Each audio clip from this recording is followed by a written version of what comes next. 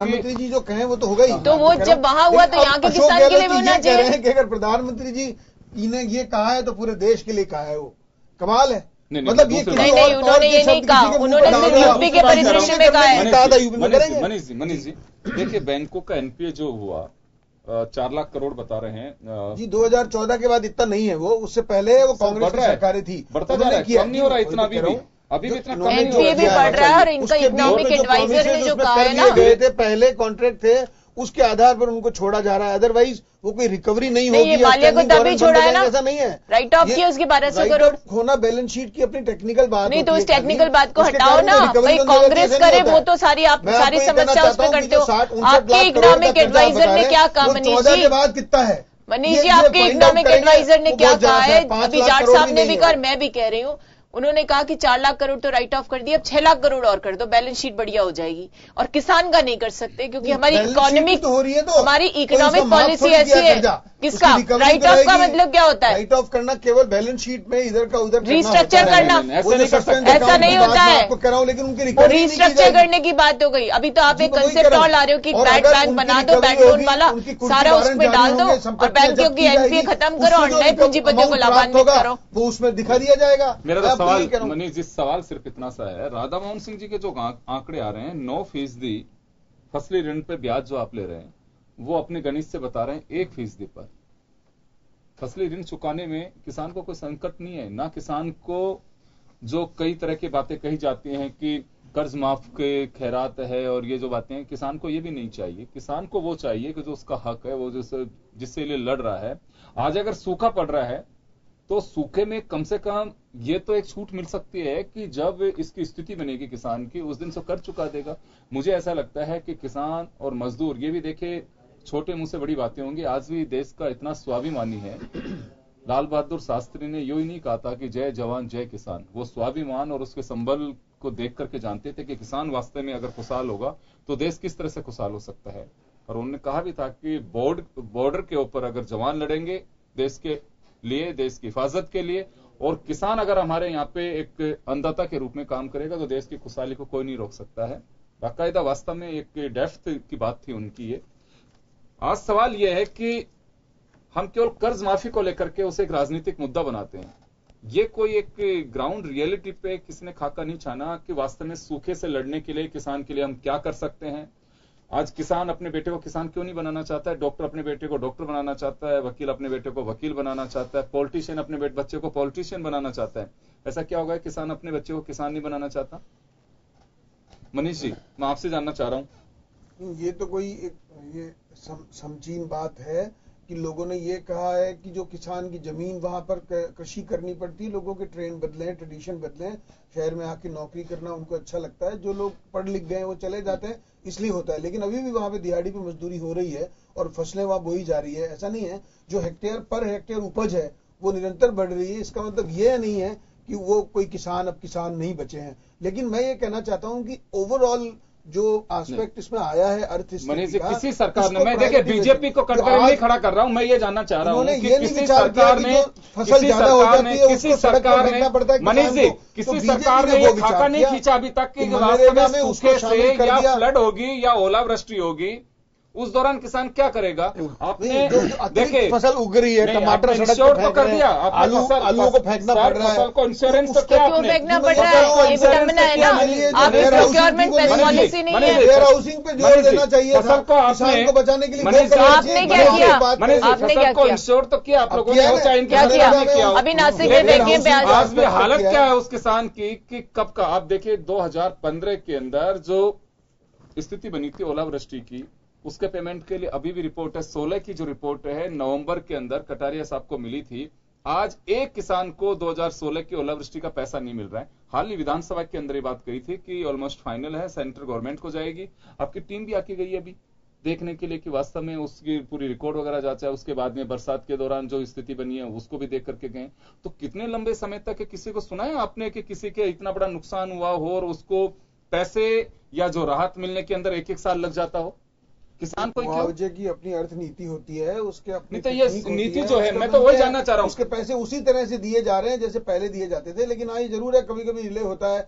लेकिन मैं आपको ये कह रहा हूँ, जो किसानों के बारे में मूल बात होनी चाहिए विकास की, कोई वो आज तक हुई क्यों नहीं? हम तो खुद अब कह रहे हैं, आप क्यों नहीं कर रहे? शासन आया है तो उन्होंने इस बारे में तय किया है कि जो फसल हो गई है उसका उपयोग हो, उसकी वृद्धि हो, उसकी खाद, उसकी यूरिया के विषय पर बात हो, पेस्टिसाइड्स का इस्तेमाल कम हो, फसल उपयोगी हो। ये प्रवचन थोड़ी किसान को चाहिए, बड़ी उसे बात है, आर्थिक सहायता चाहिए। मैं आपको रोकना चाहूंगा, आपसे ज्यादा जानते हैं कि क्या होना चाहिए। मनीष जी, अभी लोकसभा में फसल चर्चा बीमा में भी हुई सुधार सर, किया लोकसभा के अंदर 2 या 3 दिन की चर्चा हुई है किसानों की स्थिति और कर्ज माफी को लेकर के, सूखे को लेकर के, उनके सुसाइड को लेकर के शिवसेना और कांग्रेस दोनों ने नोटिस के जरिए चर्चा की। चर्चा भी हुई राधा मोहन सिंह जी ने कि वो कर्ज राज्य सरकारों की लायबिलिटी है, उनको हल करना है कि माफ करें या नहीं करें, एक पहली बात। दूसरी बात उन्होंने बताया कि फसली ऋण को कैसे 1% पर लेकर के आ रहे हैं, वो भी उन्होंने ये जिक्र जरूर किया कि कुछ राज्य भाजपा शासित, लेकिन ये अभी तक नहीं बताया कि हमारी 2022 के अंदर जो किसान को हम सपने दिखा रहे हैं कि आपकी आमदनी दुगनी होगी, वो होगी कैसे, ये कोई नहीं बता रहा। अगर मैं मकान बनाऊंगा, कितने उसमें बनाऊंगा, कितने बेडरूम होंगे, कितने उसमें बाथरूम होंगे, ये तो कम से कम मेरे पास में खाका होना चाहिए बिल्डिंग का। वो ब्लूप्रिंट आज तक सरकार पेश नहीं कर पा रही है सर, ये मेरा कहना है। चले रामपाल जी, आपके पास में आना चाहूंगा मैं कि देखिए, मुझे लगता है कि किसान को अपने हाल पे ही जूझना पड़ेगा। ये बात जरूरी है कि आप लोग चाहे मैनिफेस्टो हो, चाहे चुनावी सभाएं हो, उसमें जरूर छाए रहोगे। योगेंद्र जी, बात आप ठीक कर रहे हैं। मैं 2 बात कहना चाहूंगा। पहले तो हमको ऋण माफ चाहिए ही नहीं। जो भी ऋण माफी की बात करता है, खैरात देने की बात करता है, हम उसके विरुद्ध हैं। मैंने आपसे कहा है कि जरूरत नहीं है किसान को इस बात, इसलिए हम हमारा हाथ लेने की मुद्रा में रखना ही नहीं चाहते। किसान हमेशा दाता रहा है, अन्नदाता रहा है, इसलिए उसकी जो हाथ की मुद्रा है वो देने की मुद्रा है। हमने तो कहा ऋण मुक्ति, और ऋण मुक्ति का ही हमारा अधिकार है।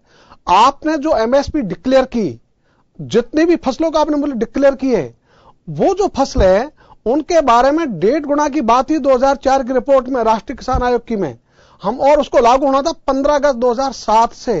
हम ये कह रहे 15 अगस्त 2007 उसको कट ऑफ डेट मानते हुए, जैसे 7वां वेतन आयोग डेट ऑफ अनाउंसमेंट से आपने एग्जीक्यूट किया, उसी ढंग से आप 15 अगस्त 2007 से राष्ट्रीय किसान आयोग 2004 की रिपोर्ट का एग्जीक्यूट कीजिए। और ये तो हमारे प्रधानमंत्री जी ने पूरे देश में लगभग सब सभाओं में बोला, लोकसभा चुनाव में हम ये करेंगे और किसान को जय किसान बनाएंगे। इन्होंने मर किसान बना दिया। हम बहुत खुश हुए और किसानों ने वोट भी झोली भर के दिया। और उसके बाद सुप्रीम कोर्ट में हमारे प्रधानमंत्री जी के कार्यकाल में शपथ पत्र दिया जाता है और शपथ पत्र में लिखा जाता है हम राष्ट्रीय किसान आयोग की रिपोर्ट लागू नहीं कर सकते क्योंकि व्यवहारिक नहीं है। तो जब आप बोल रहे थे तो वैसे बिना पढ़े लिखे बोल रहे थे क्या? तो उस समय आपने बोला। और इस व्यावहारिकता के बारे में 2010 में प्रधानमंत्री कार्यालय से कमेटी बैठी थी 4 मुख्यमंत्रियों की। उसके अध्यक्ष थे मिस्टर हुडा, मुख्यमंत्री हरियाणा, पंजाब का मुख्यमंत्री, हरियाणा का मुख्यमंत्री और इधर अपने बंगाल और बिहार का मुख्यमंत्री। 4 मुख्यमंत्री थे।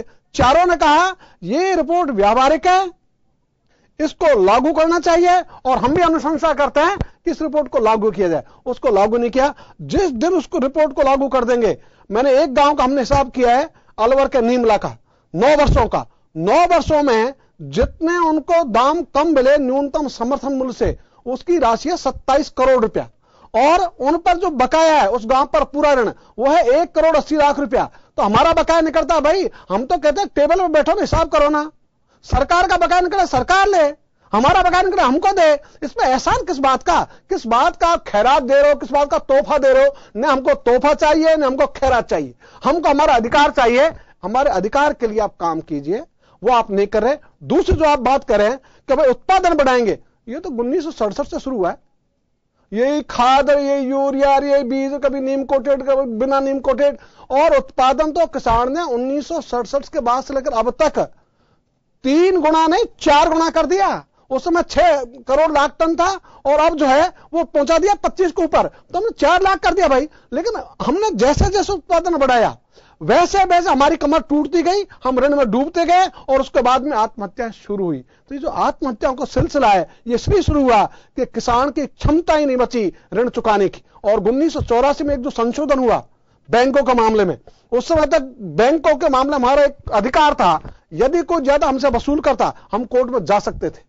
और एक नियम था दाम दुपट्टा, जिसको कहते हैं डॉक्ट्रिन ऑफ डंपलिंग, उसके अनुसार जो मूलधन था उससे ज्यादा ब्याज वसूल नहीं किया जा सकता था। 1918 का कानून था और 1984 में उसको संशोधित किया गया कि यह कानून बैंकों के लिए लागू नहीं होगा। उसके बाद से आत्महत्या शुरू हुई 84 के बाद से। तो ये जो सिलसिला शुरू हुआ, अभी क्या लगता है रामपाल जी, अभी क्या लगता है आपको कि क्या वास्तव में सॉल्यूशन हो पाएगा? क्योंकि राज्यों के पार्ट पे इसे जो ऋण माफी की बात है वो की जा रही है, कर्ज माफी की जो बात है वो की जाएगी। योगेंद्र जी, सॉल्यूशन तो असंभव है ही नहीं। इनकी नीयत ठीक होनी चाहिए, चाहे राज्य हो चाहे केंद्र हो। राज्य के पास आजकल कोई वो पहले वाला खजाना तो है नहीं कि उसमें से पैसा खत्म हो गया, अब तो पैसा जनरेट किया जाता है। तो आप जब 7वां वेतन आयोग के लिए 1,02,000 करोड़ रुपया सालाना की आप व्यवस्था करोगे तो भाई किसानों के लिए क्यों दिक्कत आ रही है? जब आप उद्योगपति को छूट देते हो, जब कॉर्पोरेट जगत को छूट देते हो, उससे बताओ आपको दिक्कत होती है। सवाल है नीतियों की योगेंद्र जी। इनकी जो नीतियां हैं कि किसान को मारो, उद्योगपति को पनपाओ, ये जो नीति देश में शुरू हुई कि कृषि के लाभ से, आपको ऐसा क्यों लग रहा है? इससे हासिल क्या होगा सरकार को? इससे सरकार चाहती है खेती को खत्म करना। इसलिए एक विश्व बैंक की रिपोर्ट 2000 की वो कहती है तुम कृषि का जो जीडीपी है उस समय था 28% और उनको टारगेट देती है भारत सरकार को, इसको लाओ 6% तक, इसको कहेंगे हम विकास। तो जो वेस्टर्न मॉडल है, अमेरिका जो चलता है, उसका 32% पैसा आता है कॉर्पोरेट टैक्स से।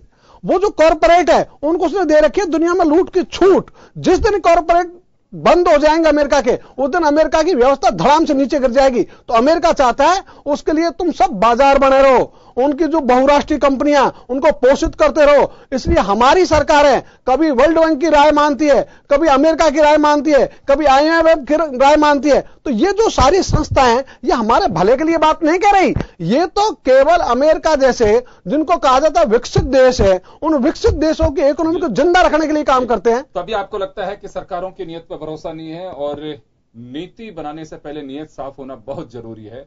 यही वजह है कि किसान को उसका हक अभी तक नहीं मिल पा रहा है। यह मुद्दा जरूर रहेगा लेकिन इसका सॉल्यूशन क्या होगा अभी कोई बताने को तैयार नहीं है। लोकसभा में 2 दिन या 3 दिन चली बहस में राधा मोहन सिंह ये बात नहीं बता पाए कि वास्तव में किसान 2022 तक आमदनी दुगनी कैसे कर पाएगा।